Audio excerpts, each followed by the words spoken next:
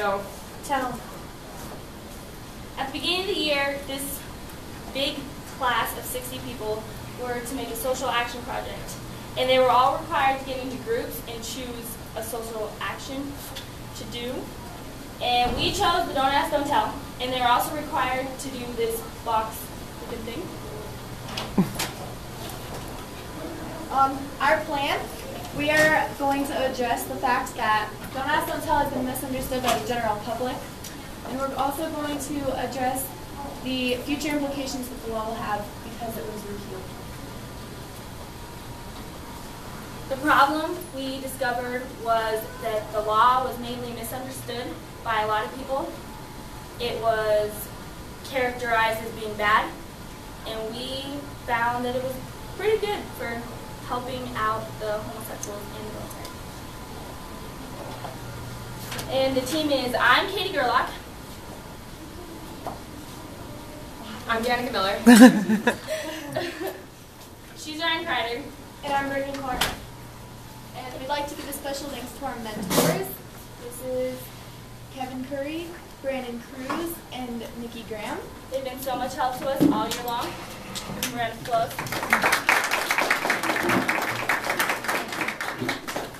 Our mission statement is basically just to educate the general public, mostly you guys, about the past, the present, and the possibilities now that the law is repealed.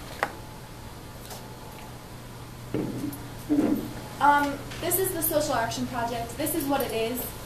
The social part of it is we choose a project that is currently taking a toll on our society. And we chose Don't Ask, Don't Tell because Colorado is a military town. So we figured it would have more of a toll on us. The action we are taking is we are creating a year-long looping project, and we have extensive knowledge of the topic. And yeah, this is the project.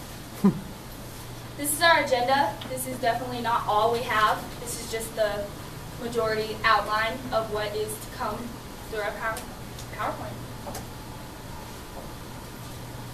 These are the group members. I'm Ryan Kreider, and I'll be doing the introduction video, the brochure, and the presentation development. And I'm Katie Gerlach again. I'll be doing the past, military housing, and military appreciation day. I'm Brittany Clark. I will be doing the survey and data analysis. I'm Danica Miller, and I was responsible for future problems and solutions and the interviews. The definition of Don't Ask, Don't Tell is a policy that prohibits being openly gay in the military. So at the beginning of our project, we sent out a survey through Mitchell. That way, we could figure out what needed to be discussed during our project. So we asked a series of 4 questions, the first being what was the Don't Ask, Don't Tell law? 72% of both genders were able to get the right answer, which is a law that prohibits being openly gay in the military. Our second question was, do you feel that abolishing the law was a good thing? 41% of females believed that this law was good to be abolished. 24% said no, and 35% did not have enough information on the topic to give an answer. 44% of our males didn't know enough. 25% said that it was a good thing, and 32% said no, it will have an effect. Our third question was, are you or have you been personally affected by the law? This includes people who know someone who has been or is currently in the military and is a homosexual. And it includes people who know someone who has been discharged due to this policy. The majority of people haven't been affected, with 89% for the females and 91% for the males. But we were astonished to see that there had been some people who were actually affected by this law. And our last question is, was the repeal of this law a good thing? Half of the females in our survey thought that it was a good thing for this law to be abolished.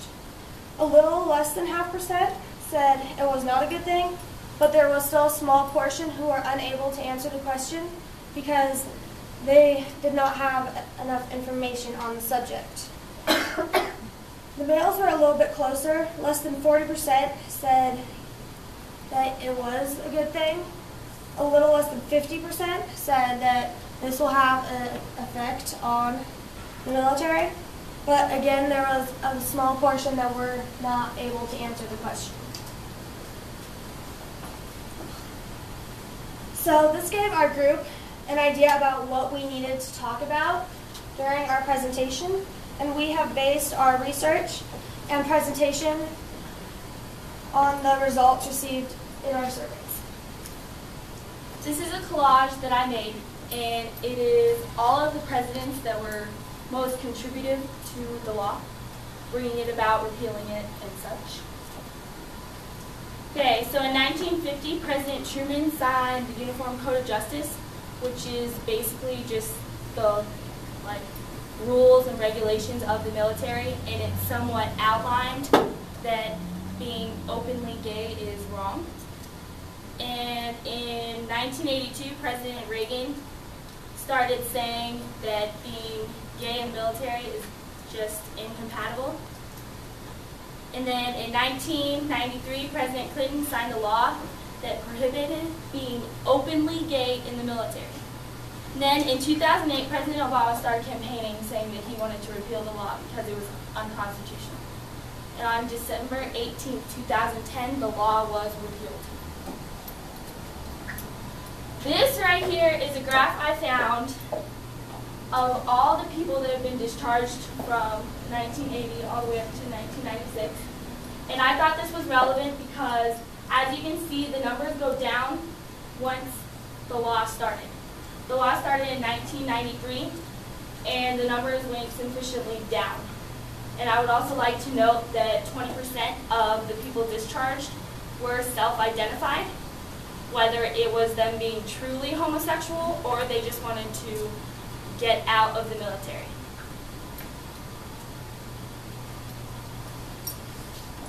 Doesn't it seem to be that don't ask, don't tell is backwards?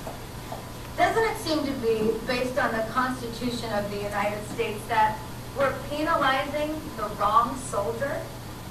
Doesn't it seem to you that we should send home the prejudice? The straight soldier who hates the gay soldier.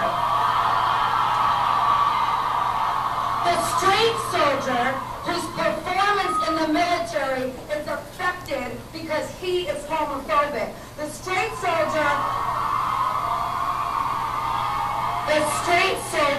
who has prejudice in his heart, in the space where the military